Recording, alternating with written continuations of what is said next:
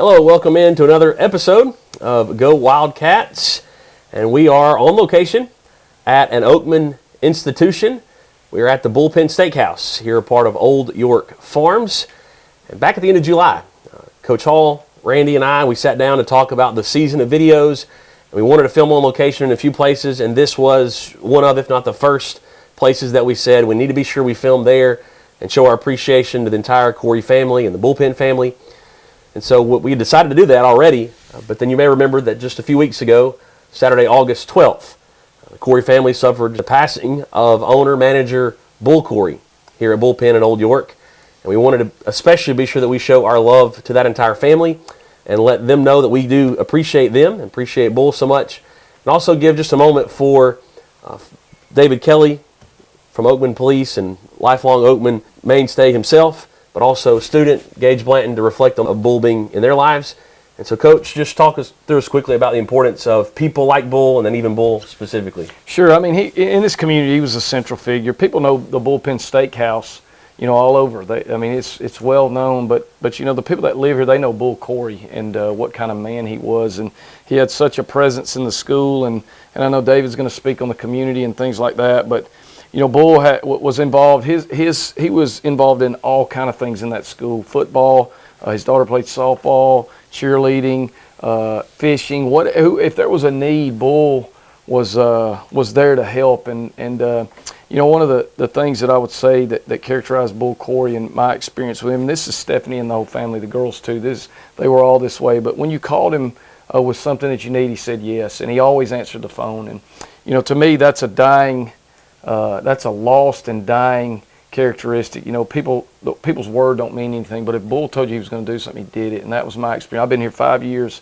I haven't been here a lifetime, but in my 5 years, when we asked Bull for something, he did it, and he always, he over-delivered. He never promised more than he was going to deliver, but he gave you more than what you asked for, and just a tremendous loss for this community, and his impact throughout that school over there is going to be felt, and I know Stephanie and the girls, they will continue that legacy on because they love Oakman too, and they're the same way. They've always been there to help in any way they could. So a really servant heart and a man that was kind of a bigger than life figure. Okay, thank you, David. Lifelong friend of Bull's, and likewise a fixture here at Oakman yourself. So just talk to us a few minutes about your relationship and how important people like Bull are. Bull was Bull. He didn't get that nickname by just someone coming up with it. He was bull-headed, but he was Bull in a generous way, like Coach Hall said. He would do so many things for people without people knowing it come from him and how he done it. But he never wavered away from people coming to him and maybe in need or asking for something. He was always there, and he never shied away from that. But he wasn't a spotlight person. He wasn't the type that won't say, look at me, I've got this logo on my back saying that I've done this, I've done that. That wasn't important for him. It was an important thing for him is knowing that he can help somebody or someone down the way in various ways, and he did that. He executed that well, as like Coach Hall said, and it's so many people he was involved in their lives and helped them so many different ways. He had this great love for both his daughters, Chloe and Cash, and his wife Stephanie. He was a good father to those beautiful girls and a good husband to Stephanie. And Bull's Cash, being the youngest, he always, and I know we talked about this, but I guess every man that has multiple children won't say boy and a girl. Most guys won't just this boy, but Bull, in a way, Cash was his boy, but it was his girl, and he spent so much time with her, sharing different things and doing things with her, and riding the four-wheelers and teaching her this and that, and but his love for his oldest daughter was the same. And he just loved being around his kids. His kids loved being around him. And they learned so much on this farm because most people today are into more video type things, and they don't know anything about the farmland. And Old York Farms is where these children are raised at, and they got that atmosphere about them, so they kind of versatile. They can know how to deal with being on a farm and helping their dad in the restaurant and watch them grow up in the restaurant business. And it's just it's sad that I'm gonna miss a guy like him. He was so involved in the community. He ran for mayor. He got to be mayor, and he served us well as being the mayor of Oakman for the 4 years he was here, and he got a lot accomplished during that time. He enjoyed that, but then again, he spread everything he done didn't stay here at this farm. It was community abroad. He was very fond of my mother after losing his mother at a young age. He and my mother was very close, and he would often come by and talk to her, and I think that was more of a mother figure for him after losing his mom. Now my brother lives in my mom's house. My mom's deceased, and he goes by and talks to my brother a lot because my brother likes to grill, and Bull, of course, is a grill master, and they share different methods together. And my brother really enjoyed him coming by all the time. And I spoke with him the other week. He said it's going to be different seeing Bull come by on Sunday morning and riding by and just talking about different things. But it's just like Coach Hall said, those core people are not here anymore. It's a different generation. It's a different mindset. It's a different respect. And I don't think the respect and love is there in this day's society as a whole, like it was with people like him. And just certainly going to miss him. I mean, he was a funny guy. And I do know this about Bull that a lot of people don't. I'm sure Stephanie does. I know this just all too well. And this girl does. Bull had a happy place. Bull would go back up on this hill and sit for 30 minutes, an hour every afternoon. And I think that was not only during his sickness, but that was his routine. And I always call it his happy place, so we can just reflect on life and other things. And I would watch him stare into the sky for a long period of time. So he was in his happy place. Then he'd come down and he'd go to work and do whatever he had to do. But I'm going to miss that about him because there's several times I intruded on his happy place. So, but he was Bull, and he'll always be Bull. Right, that's great. And what he found up there, he often kind of provides down here for so many in the community with this restaurant and so forth. So that's great. Exactly. Thank you for sharing. Thank you for all you do. Yes. And thank you for sharing with us about Bull today. Gage, student, one who's grown up here and been a beneficiary of Bull's influence over the years. Also a classmate, senior classmate with Cash. So just talk to us quickly about your experience growing up here with his influence.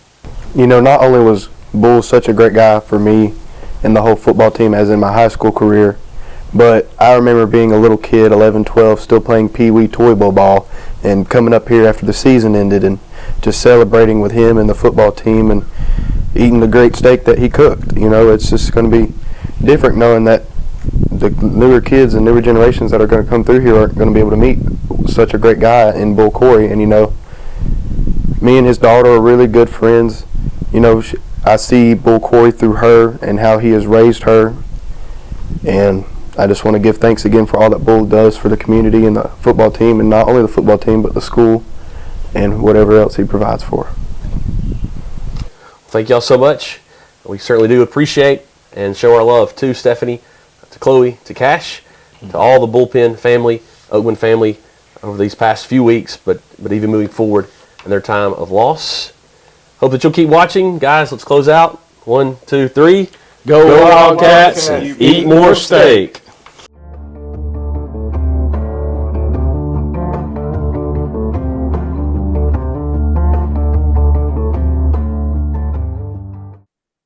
I want to look at a few plays here from the Sulligent game. Tough 27-16 loss, but we dug ourselves a hole early, but I was really proud of our guys for fighting back and giving us a chance to come back and make it a competitive game. But we're going to look at some offensive clip. Here's a little boot for us right here. You'll see we faked the stretch back to the boundary. Caden does a good job of getting the ball out to Luke in the flat. Okay, we get good pursuit by them on the stretch. Luke slips the blitz. We catch him in a pressure from the field. Luke does a good job slipping that, catching the ball, and then getting upfield and making something happen. Really good job there by Bridger getting him set and a really big play for us. This was in a 2-minute scenario, 3rd and 10. We're trying to push the ball down the field, score right before the half. Just an incredible catch by our slot Bridger right here on the slot fade. Really good ball placement by Caden right there. Just a fantastic job of going up and making a play. This was a touchdown. This will be a little 5-yard run on the stretch there into the boundary. Do a bunch set. Casey Dickerson, number 4, does a good job finding the crease and just getting in there and scoring. A couple of defensive plays. This is about midpoint of the game. Down in their territory, we get good play on the defensive end right there by Peyton McLemore. And you'll see 8th grader Ledger Martin there fall on the fumble. Just a big play for him. What an incredible night for an 8th grader. I think he had 4 or 5 tackles. He's going to be one to watch. A good job pursuing the football, finding it, and getting on it. Okay, here's another big play right here. You're going to see Peyton just really, really come off the ball and make a play on the speed sweep. Number 3 was a really athletic kid for them, somebody that we were worried about because of his speed. And just Peyton does a great job of getting off the edge and going and making a play for us. This was a huge play in the game. Okay, the film kind of doesn't capture it, but they snap it over his head, and you're going to see great effort by number 30, Logan Smith, to pursue the punter. It's just a great job of taking special teams serious. Logan does a good job, pressures him. Then we end up getting a tackle there in the end zone by Trace and Peyton McLemore for the safety. So huge turn of events there that really swung the game in our favor. So not the outcome we wanted, but I felt like our players fought for 48 minutes, and we just dug ourselves a hole early and couldn't get out of it. But something we can learn from, and we'll flush this game and try to get our focus on the next one. Single thought on Cordova.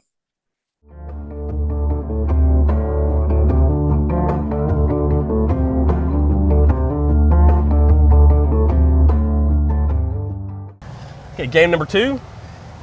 Cordova Blue Devils on the road. It's a Thursday night game, August 31st, 7 o'clock p.m. Tell us about that first road game experience.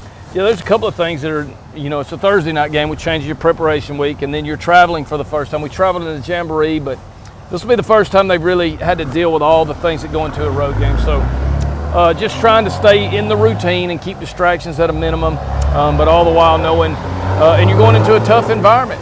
Cordova's a tough place to play. It's one of the best places, one of the unique places in high school football in the state of Alabama. So it should be an exciting night. Okay, let's talk about the opponent. Cordova Blue Devils, always tough, always physical. What do they look like, and what's the matchup look like with you guys? Yeah, they're different. They lost a quarterback that was a 3-year starter, really good player, and a receiver, the Armstead kid that was explosive, and lost some guys up front. So they're a different looking team, but they still are going to be the same tough, hard-nosed, physical football team that you always play. The running back Odom is back, who's a really good player. There's a couple other skill guys that I think can make you miss and score the football up front. They're going to be big and strong, and so it'll be a great measuring stick for us, just playing a 4A opponent. But for our community, our kids, it's a rivalry game. It's important, and we're going to prepare just like we would. We prepared just like we would any other game, but we hope it prepares us to transition into region play. That's the big deal, is to get us ready for those region games, which are what gets you in the playoffs. So we're excited about it. It'd be a great opportunity to go compete. Awesome. Give us a word of encouragement to come out and see you. Yeah, come out and support the Wildcats. We need all the fans we can get there to match their intensity, and let's make it a home field environment for the Wildcats. Go Wildcats.